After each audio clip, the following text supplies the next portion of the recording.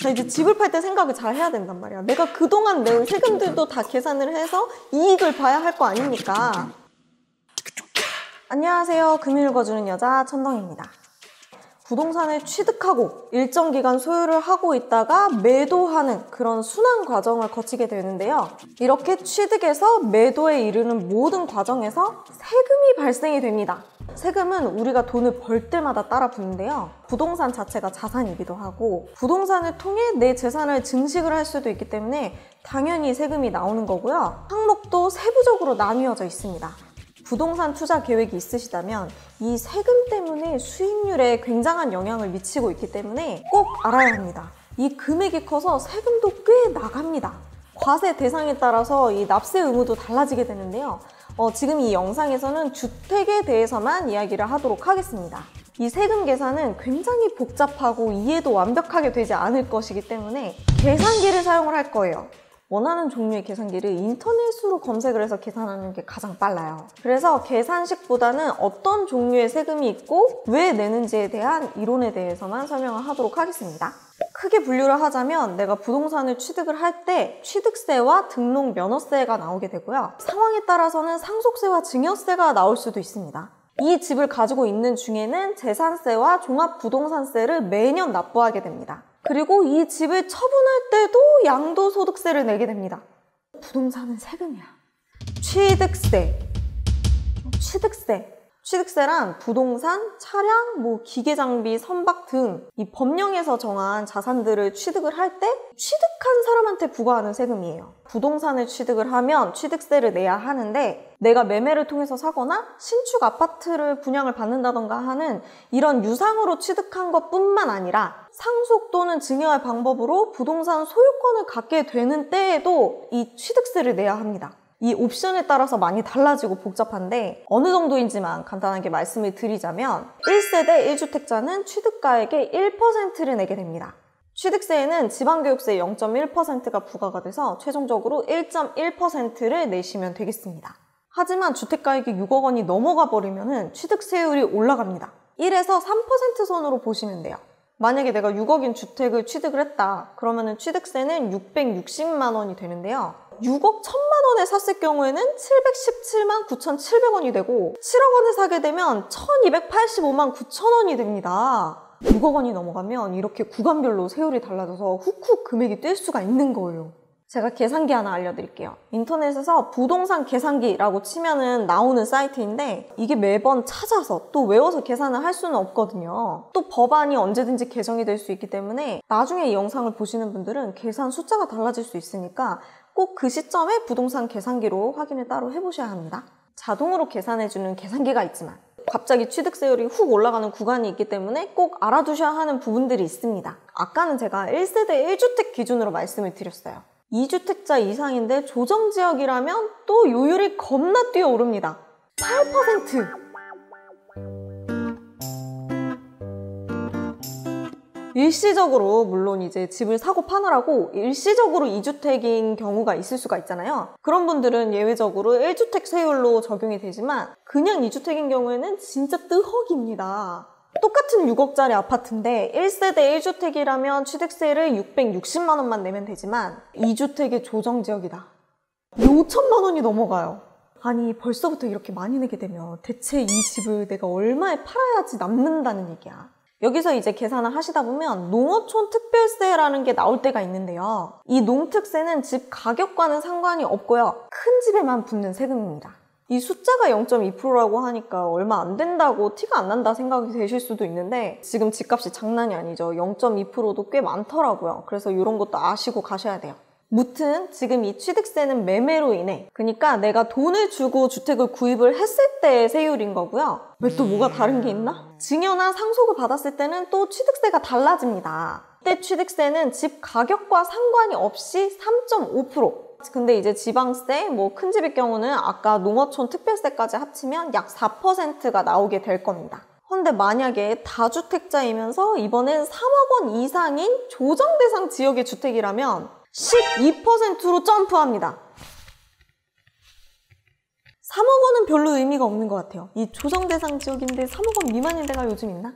자, 여러분 이거는 취득세예요.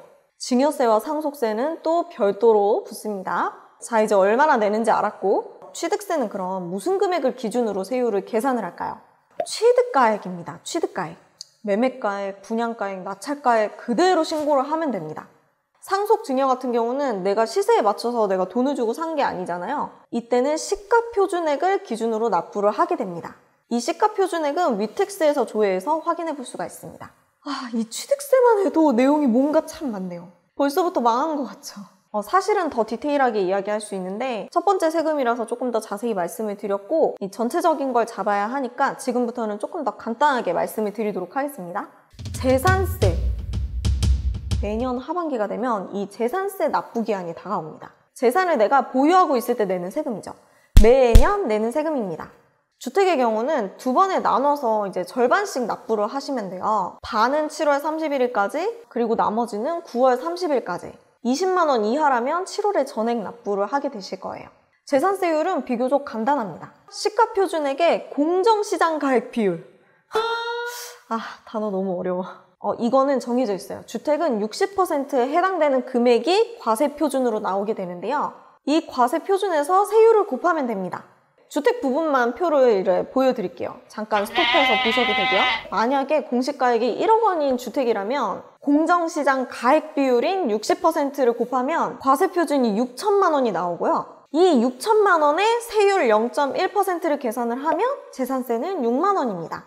여기에 이제 부가적으로 도시지역분, 지방교육세 이런 것까지 다 붙으면 최종으로 총 15만 6천 원이 될 거예요. 요 정도라는 거, 이런 짜잘짜잘하게 붙는, 대체 왜 붙는지 잘 모르겠는 것들이 은근 신경이 많이 쓰여요. 아니 도시지역분이 거의 재산세 맘먹잖아. 자, 10억짜리 주택이라면 요즘 서울은 10억 그냥 넘어가니까 뜨억할 필요도 없어요. 대략 296만 4천 원이라고 보시면 됩니다. 와, 진짜 차이가 엄청나네. 자, 여러분, 이 계산보다 더 중요한 건 과세 기준일이에요. 과세 기준일이 6월 1일입니다. 여러분, 이 날짜가 굉장히 중요해요. 만약에 6월 1일 전인 5월 31일에 내가 주택을 팔고 잔금 치르고 등기 이전까지 다 완료가 됐다. 그러면 나는 올해 이 재산세를 안 내도 됩니다. 내 집을 사간 사람이 내는 거예요. 이 재산세는 매년 내는 세금인데 내가 이 집을 얼마나 가지고 있는지 그 기간은 중요하지 않아요. 6월 1일에 이 해당 주택이 누구 거냐에 따라서 재산세를 누가 내는지도 결정이 나게 됩니다. 이 6월 1일이라는 날짜가 왜 또 중요하냐면요. 뒤에 설명할 종합소득세도 이 날짜 기준의 소유자가 내는 겁니다. 만약에 6월 2일 이후에 내가 이 집을 팔았어요. 극단적으로는 6월 2일 날 팔았다고 칩시다. 그럼 내가 이 집을 처분을 했지만 7월, 9월에 재산세를 내야 되고 12월에는 종합부동산세도 내야 되는 겁니다. 그래서 집을 팔려면 6월 이전에 팔아야 돼. 반대로 집을 구하는 사람 입장에서는 5월 달에는 엔간하면 집을 안 사려고 하겠죠. 너무 아깝잖아. 내가 며칠 사이로 재산세를 내야 하는 상황이 올 수도 있는 건데. 그래서 이 기간 동안에는 둘이 잘 얘기를 해서 또이또이 하는 것 같기도 하더라고요. 종합부동산세. 자, 무시무시한 종부세입니다. 취득세도 내고 재산세도 냈는데 이건 또 뭐야. 말 그대로 종합해서 세금을 계산을 해보자는 거예요. 자, 6월 1일 그 결전의 그날 내가 가지고 있던 주택과 토지들을 모두 합쳐서 재계산을 하게 됩니다. 이거는 매년 12월 1일부터 12월 15일까지 납부를 해야 됩니다. 하반기 진짜 빡세다, 그쵸? 이게 개념적으로 이해가 안 가실 수도 있는데 직장인들을 예로 들면 직장인들 매달 급여에서 세금을 떼가잖아요. 근데 1년에 한 번씩 연말정산을 또 합니다. 1년간의 소득을 다 합산을 해서 세금을 다시 계산을 한다는 말이지. 거기다가 요즘에 N잡 하시는 분들이 많이 계시니까 추가로 임대소득, 프리랜서 소득, 금융소득 이런 것들이 있으신 분들은 연말정산하고 난 다음에도 종합소득세 신고를 또 하게 됩니다. 그때 비로소야 이제 세금을 최종 확정을 짓는 거예요. 그거랑 비슷하다고 보시면 돼요. 아까 재산세는 물건, 즉 주택 하나하나마다 세금을 부과하는 것이고 종합부동산세, 종부세는 세대별 주택의 개수, 주택의 가격, 공제액 등을 모두 합산을 해서 사람한테 매겨지는 세금이에요. 그러니까 이 둘의 성격이 다른 거예요. 아니 물건에 세금을 붙여놓고 이 물건을 갖고 있는 나한테도 세금을 또 붙인다고? 하지만 여러분 다행인 건 재산세를 내고 중복해서 또 내는 게 아니에요. 종부세 계산 과정에서 이미 내가 낸 재산세는 차감이 됩니다. 이중과세는 아니라는 거. 재산세는 종합소득세를 계산하기 위한 과정이라고 그렇게 이해를 하셔도 될 것 같아요. 그래서 역시 1세대 1주택은 간단합니다. 주택이 한 개만 있으니까 뭐 다 합쳐서 다시 계산할 것도 없잖아요. 종부세 계산 안 해도 됩니다. 단 가지고 있는 주택이 공시지가 11억 원 이하일 때만 종부세 납세 의무가 없는 거고 재산세로 끝내면 됩니다. 왜 뉴스 기사에서 종부세 부과 기준선을 올렸다라고 하는 게 바로 이거예요. 1세대 1주택만 해당이 되고요. 자, 그럼 이제 11억 원이 초과하거나 다주택자일 경우에는 각종 여러 기준에 부합하는 사람들은 종부세를 계산을 해서 이제 추가로 세금을 납부를 해야 합니다. 종합부동산 세율만 일단 띄워드릴게요. 이미 7월, 9월에 낸 재산세는 차감이 된 상태에서 종합부동산세가 이제 신고가 될 거예요. 이거는 근데 대략 얼마가 나온다고 말씀을 드리기가 좀 어려워요. 상황마다 많이 다르기 때문인데요. 그냥 이 사이트에서 내가 갖고 있는 주택이랑 토지의 공시지가를 다 합쳐서 입력을 하면 친절하게 계산이 되어 나옵니다. 이 공시가격은 국토교통부의 부동산 공시가격 알림이 사이트를 통해서도 조회를 해보실 수가 있습니다. 양도소득세. 내가 이 집을 살 때 세금을 냈고요. 갖고 있는 동안 열심히 보유세도 냈어요. 이제 이 집을 떠나 보내줘야 합니다. 팔 때도 세금이 나와요. 제발 돈이 없다고요. 양도소득세는 말 그대로 양도할 때 소득이 생기면 내는 세금이에요. 그 말은즉슨 내가 산 가격보다 집값이 떨어진 상태에서 팔았다면 그러면 안 내도 됨. 하지만 신고는 해야 합니다. 내가 산 가격과 판 가격의 차액만큼 내 소득이 생기는 거죠. 그 차액 금액을 기준으로 세금 계산이 시작이 됩니다. 자, 양도세 같은 경우는 주택을 보유한 기간, 그리고 대상 지역, 소유 주택의 개수 등에 따라서 이제 세율이 천차만별인데요. 1세대 1주택자는 몇 가지 조건만 충족이 되면 비과세 혜택을 받으실 수가 있습니다. 1세대 1주택자가 1주택인 상태에서 9억 원 이하로 팔 경우 비과세입니다. 그리고 조건이 여기서 끝이 아니죠. 2년 이상 보유해야 양도세가 나오지 않습니다. 여기서 조정 대상 지역에서 샀던 주택이라면 2년 이상 실제 거주를 해야 합니다. 지금 이 9억 원이라는 기준은 12억으로 변경이 될 수도 있다고 해요. 그래서 좀 더 지켜봐야 될 것 같고요. 양도세 계산은요. 내가 만약에 8억에 사서 10억에 팔았다면 2억 원을 남겨먹은 거죠. 그러면 2억에서부터 계산이 시작이 되는데 1주택자인데 2년 이상 보유를 했다. 그러면 9억 원이 넘어가더라도 혜택이 있습니다. 1주택자는 9억이 넘어간 금액, 내가 10억에 팔았으니까 즉 1억 원, 1억 원만큼의 비율만 반영을 해요. 총 10억 중에 1억이니까 10%죠. 내가 실제로는 2억을 남겨 먹었는데 방금 계산한 그 비율인 10%만큼 2천만 원부터 계산이 시작이 되는 겁니다. 와, 씨, 혜택 좀 큰데요? 그런데 만약에 내가 보유일이 2년이 안 됐다거나 2주택자였다면 그대로 그냥 과세 표준이 2억에서 이제 각종 비용을 공제해서 세금을 매기는 거예요. 같은 조건이라면 둘의 차이가 이렇게나 많이 납니다. 이 양도세도요, 세율이 굉장히 천차만별이에요. 정해진 과세 기준표가 있어요. 내가 부동산을 팔아서 차익이 생기면 이 표에 있는 숫자 그대로 세금을 매기는 게 아니고요. 각종 비용들을 공제를 받아요. 법으로 인정을 해주는 경비들이랑 공제들이 있는데 그것들을 다 빼고 난 후의 금액이 이 과세 표준이 되는 거고요. 여기에서 세율을 적용을 하게 되는 거예요. 그러니까 너무 놀라지 마세요.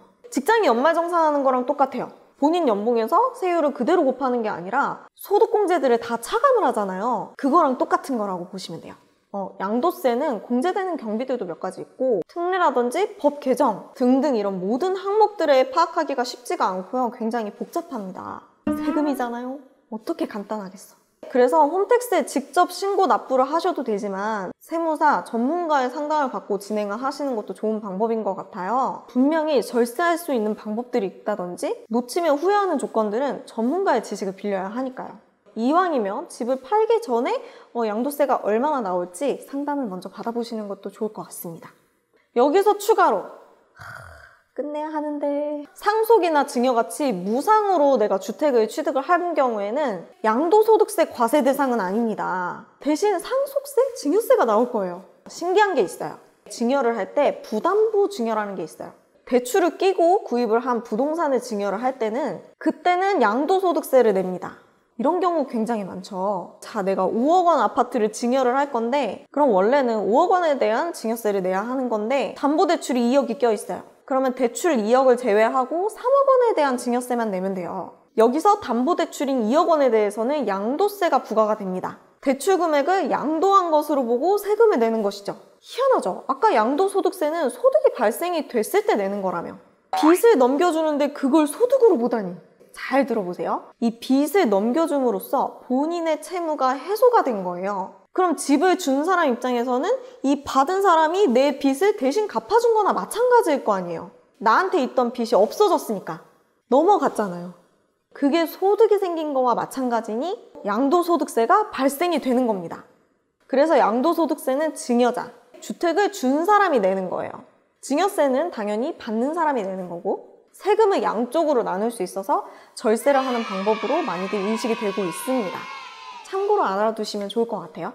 자, 제가 지금 쭉 말씀드린 세금들은 신고 납부일이 정해져 있어요. 이 한 책에서 표로 정리를 잘 해두었으니까 그거를 그냥 여기 영상에 박아둘게요. 이 기간 내에 납부를 하지 않을 경우에는 모든 세금이 마찬가지겠지만 가산세가 붙을 수 있으니까요. 작은 계획을 짜실 때 꼭 이 스케줄도 확인을 해두시는 게 좋을 것 같습니다.